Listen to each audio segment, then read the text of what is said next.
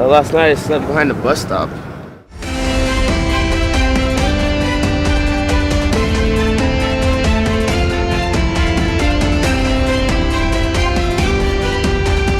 I feel like I'm dreaming. Welcome, Homeless Life Stories. Phoenix calls it a camp cleanup. Los Angeles calls it restoring order. New York calls it social socha.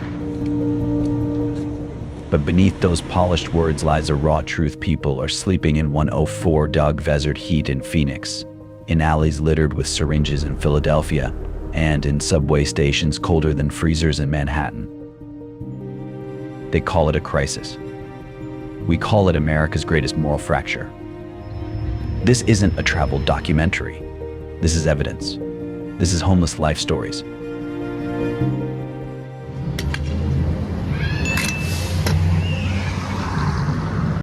Chapter 1, the National Levy Break. No one knows exactly when America's levee began to crack. But the numbers, the tents, and the tarps spreading across city streets tell the story clearly.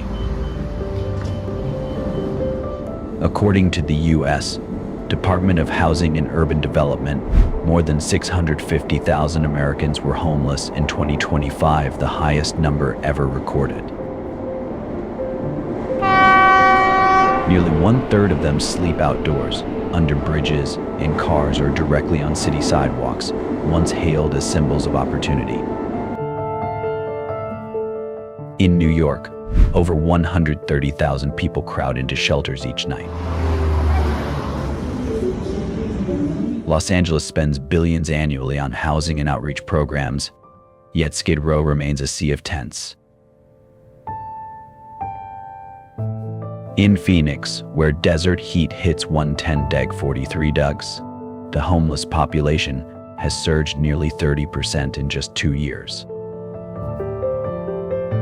From Seattle to Dallas, from Iowa to Ohio, tent villages are rising quietly, filling the forgotten corners of America.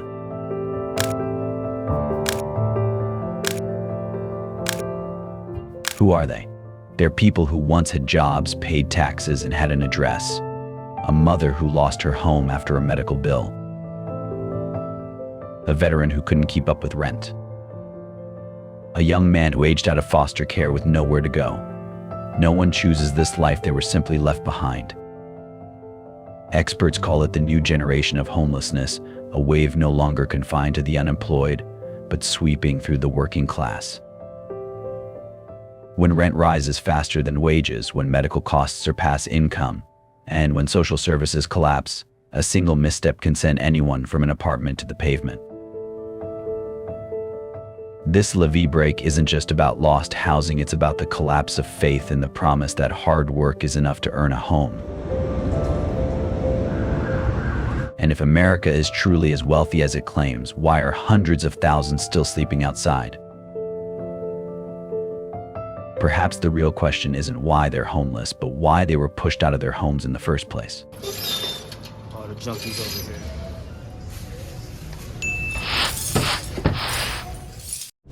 Chapter 2, the forces that push people to the streets. No one wakes up one morning and chooses to be homeless. Every person out there had a first night on the sidewalk, the night they lost the last key to their life. The cause isn't a single tragedy, but a series of small collapses stacked over time. Rent climbing higher, wages frozen in place, medical bills that no one can afford, and a safety net that has been fraying for decades. When someone loses a job, their health, or simply misses one rent payment, everything can fall like dominoes. Lost my job, lost my apartment. Could happen to anybody, I guess. Linda's story, a 48-year-old nurse from Tucson, is one example. She used to care for patients every day until a car accident left her unable to work. Her insurance didn't cover the costs and disability payments came too late. 6 months later, Linda lost the small apartment she'd called home for 12 years. "I spent my life taking care of others," she said softly. "But when I needed care, no one was there."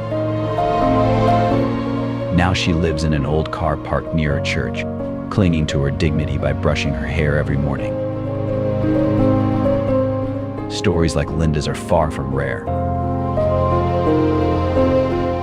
In America in 2025, 1 in 4 unhoused people has a part-time or full-time job. They still work, still contribute, but their wages can't keep up with rent.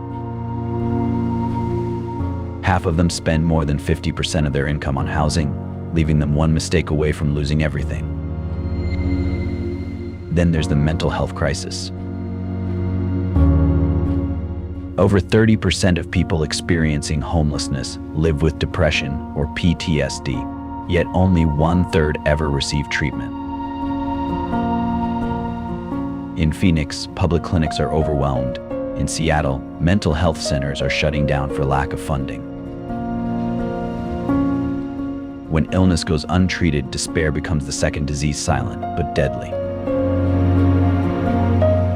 This is not just a material crisis, it's a moral one. When a society allows hundreds of thousands of its people to vanish quietly into the margins, the blame no longer belongs to individuals, it belongs to a system that has forgotten how to listen. In the next chapter, we'll step into the fragile worlds where these people survive, day-to-day makeshift neighborhoods, where light and darkness coexist, where dreams and despair live side by side.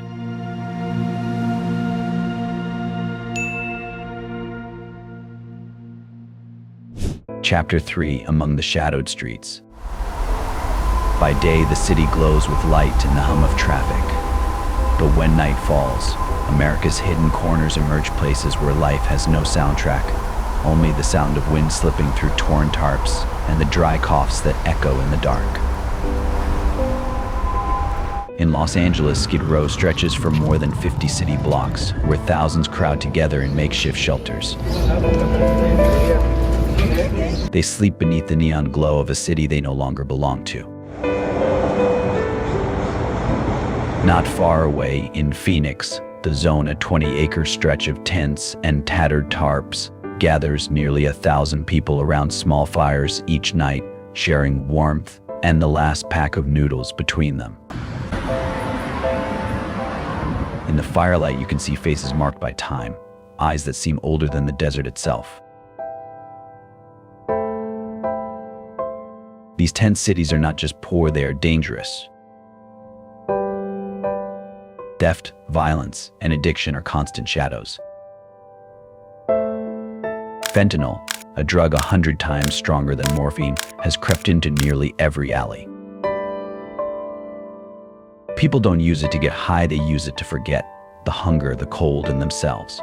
In 1 year, thousands have died on these sidewalks, their names lost to memory.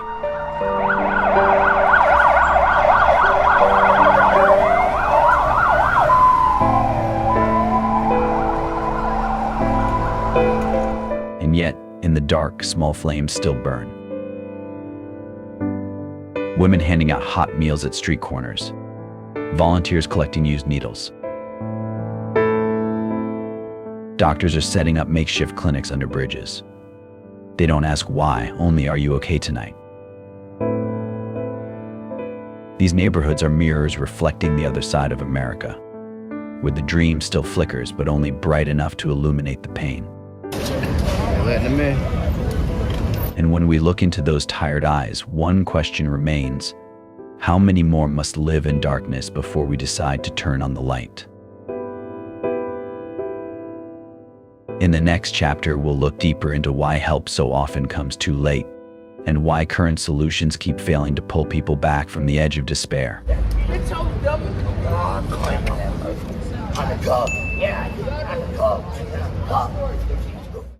Chapter 4, When Solutions Come Too Late. On paper, America spends billions every year fighting homelessness. But walk through the streets of Los Angeles, Phoenix, or New York, and it becomes clear money doesn't always reach the people who need it. Cities build more shelters, but most are stopgaps, crowded, temporary, and dehumanizing. In Los Angeles, thousands line up each night for a narrow cot and a few hours of restless sleep. Many refuse to go inside not because they want to be on the streets, but because the rules strip away their dignity. No pets, no belongings, no privacy. Inside, I don't feel human anymore, one woman said. Out here, at least I can breathe. In Phoenix, the government spent tens of millions clearing the zone, only for tents to return 3 weeks later tighter, dirtier, and more desperate than before. In Seattle, tiny home projects brought a glimmer of hope, but only for a few hundred people, while thousands more remain exposed to the rain and cold. Tanya, 32, is one of them. Once a diner waitress in Portland, she lived in her car with her young daughter for 6 months. When a shelter finally took them in, the stay limit was 3 weeks. 3 weeks to find a job, a home, and rebuild your life. Who can do that? She said with a hollow laugh. When she left, she received a bag of food and a flyer with a phone number for help. No one ever called back. Experts call it the revolving door effect. People are helped briefly, then sent back to the streets because there's no system to keep them housed. Temporary shelter without jobs, medical care without stability, everything is just patchwork. Today's solutions are like pouring water into a cracked bucket, loud, expensive, and never full. And when a system begins to value clean streets over living people, it loses the heart of what compassion truly means. Because what people need isn't just a roof, it's a chance to begin again. A chance this system has yet to truly offer. In the next chapter, we'll meet those who are still fighting for that chance, people who, even in ruins and despair, hold on to one last unbroken thing: hope.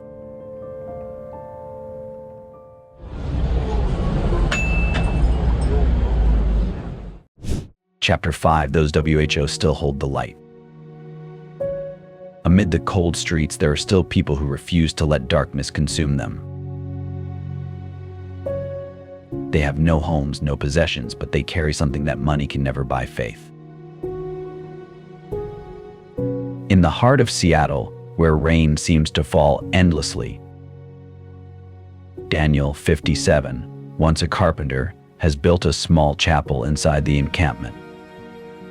Nothing more than 4 wooden planks nailed together with a blue tarp for a roof, yet every evening he lights a single candle and reads aloud a verse from Scripture. The light shines in the darkness, and the darkness has not overcome it. Some nights, 3 people listen. Some nights, 10. And some nights, only Daniel. But he says that doesn't matter. If just one person believes they still have worth, he says quietly, then God is still working. Outside, the rain never stops. But inside, the candle burns on small and steady, like the flicker of hope that refuses to die. In Los Angeles, Maria, 24, lost both her parents to addiction. She grew up in the shelters of Skid Row, and once said she didn't believe there was any good left in the world.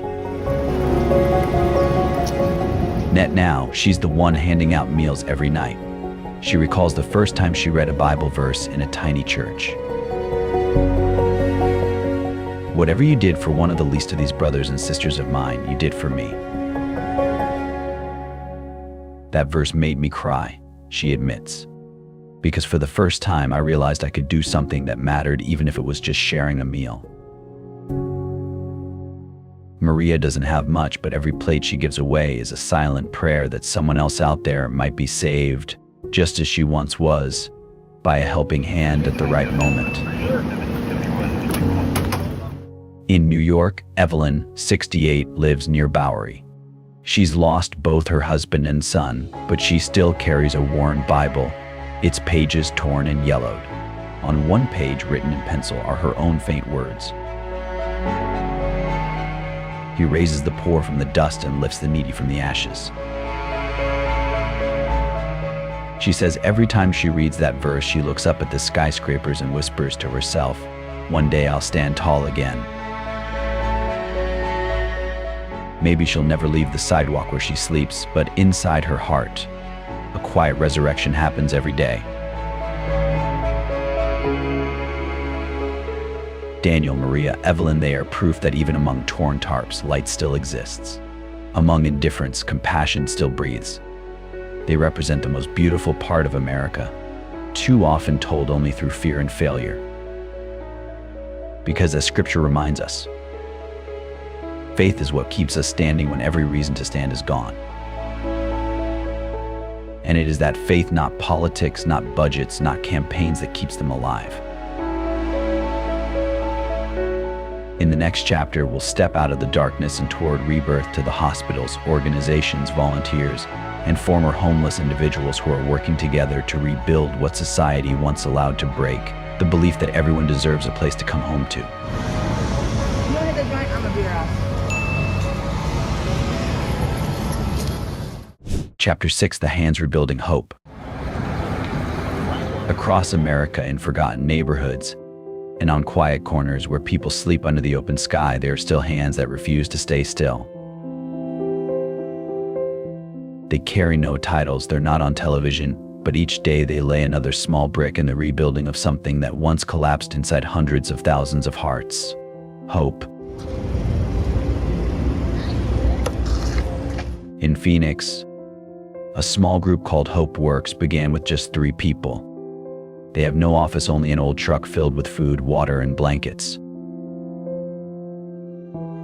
Every night they drive through the Zone, the massive tent city downtown, handing out hot meals.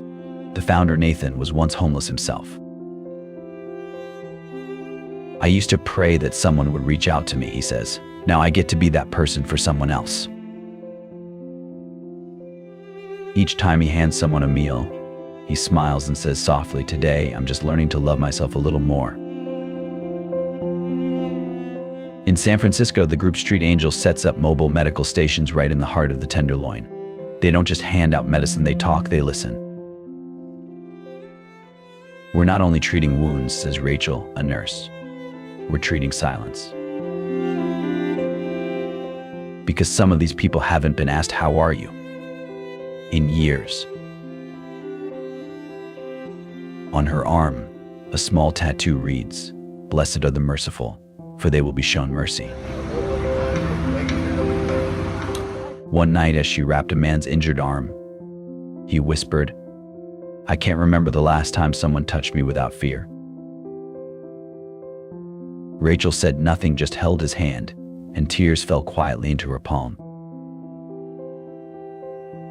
In Seattle, Community Build Project converts old shipping containers into tiny homes. Each one is just 200 square feet, but it has a bed, a locking door, and a small porch. For many, it's the first place they've been able to call mine in years. Gloria, a single mother, fell to her knees the moment she received her key. "God heard me," she said through sobs. "I used to pray not to die on the street. Now I can finally invite someone over." In New York, amid the towering buildings of Manhattan, a small church keeps its doors open through the night. There are no beds, just wooden benches and cups of hot tea. But the homeless come not just to escape the cold, they come because someone there greets them by name. These hands, Nathan's, Rachel's, Gloria's, and Joseph's, may seem small, but they are doing what entire systems have failed to do, restoring dignity to those who lost everything. They can't erase all the pain, but they're rebuilding piece by piece the foundations of trust and humanity. And when kindness spreads like this, something miraculous happens. Those who were once helped begin to help others.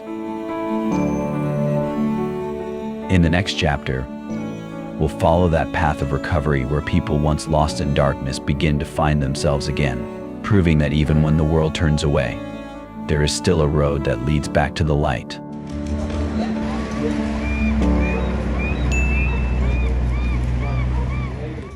Chapter 7, The Road Back. Dawn crawls across rusted rooftops, sunlight spilling over faces long accustomed to endless nights. In the cold morning air, some still curl beneath their blankets. Others quietly pack up scraps of tarp, and just a few are preparing for something new, a day that might be different. In Seattle, Carlos stands in front of a mirror at a temporary shelter, combing his silver hair with a broken plastic comb. 3 months ago, he slept beneath a bridge, his hands calloused from collecting scrap metal. Today, he's preparing to attend a vocational training center where he's been accepted into a mechanic program. "I don't want pity," he says softly. "I just want a chance to start again." Simple words, yet behind them lies quiet pride, the belief that a person can rise, no matter how many times they've fallen. In Los Angeles, Anita, a single mother, leads her little boy into their new apartment, part of a city housing support program. The room is barely 300 square feet, but to her, it's a universe. On the wall, she hangs a small photo of them, taken when they lived in a tent. "To remind us how far we've come," she says. Her son, with his very first bed, places a teddy bear on the pillow and whispers, "Mom, now we really have a home."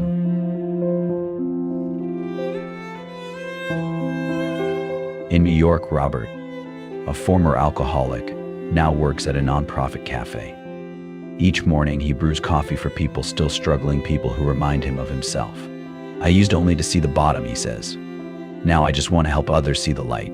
A faded scar runs down his arm. No one notices, but he does. He looks at it every day as a reminder that life begins the moment you refuse to give up. As the sun rises higher, the old encampments fade into memory. On streets once heavy with despair, new sounds emerge: laughter, cars, and the rhythmic hammering of people building their first real homes. They don't talk much about the future. They just say, "I'm still here and I'm alive." And sometimes, that alone is enough to begin again.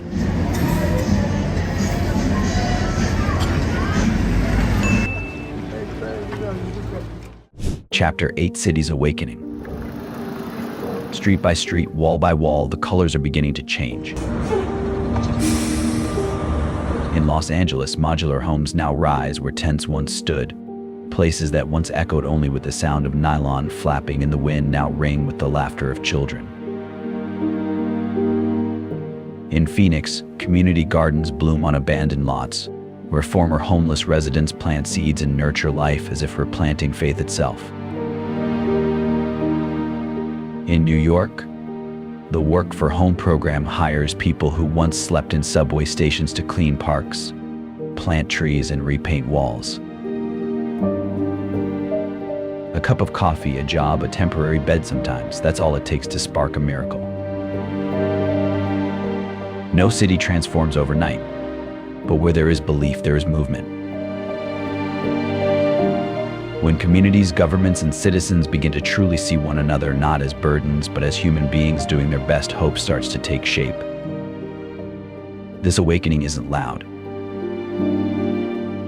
It happens in the quiet gestures: a door left open, a hand extended, a stranger who stops to listen. And slowly, cities once scarred by despair begin to heal, not from policy, but from the hearts of their people. From this point on, the story is no longer just about those who lost their homes. It's about us, those learning to see each other again in a world too used to looking away.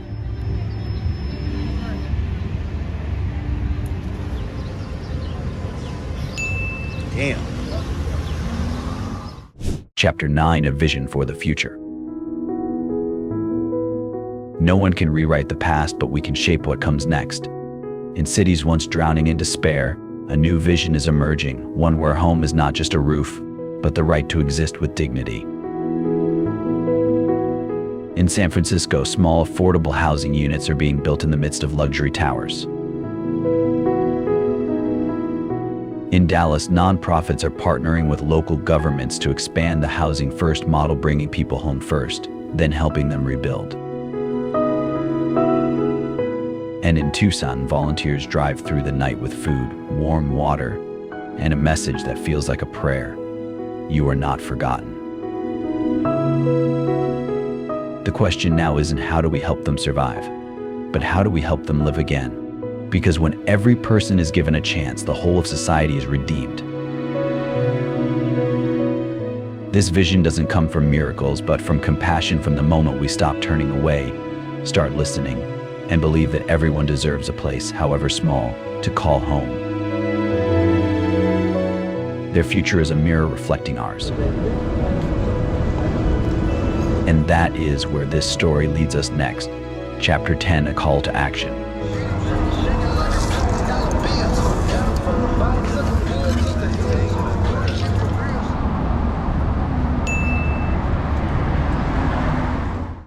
Chapter 10, A Call to Action. This crisis is not only about those without homes, it's about how we live together in this shared world. Every tent by the roadside, every lost gaze in a crowded street, reflects the moral heart of our society. If we are brave enough to stop, to look, to listen even among the ruins, we will still find the most beautiful thing about humanity, understanding. A home is not built from bricks and cement alone, but from the belief that everyone deserves a chance to begin again. Each small act, a shared meal, a job offered, a door knocked upon, can become a quiet miracle. When we choose compassion over judgment, when we choose to listen instead of ignore, the world changes not through noise, but through the quiet rhythm of hearts learning to love again. This story may end here, but the journey of empathy never does.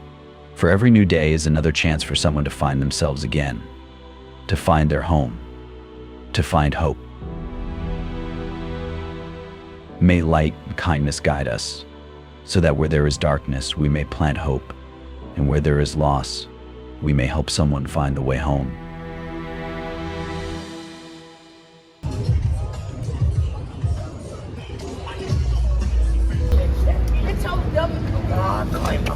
This guy don't have any toes.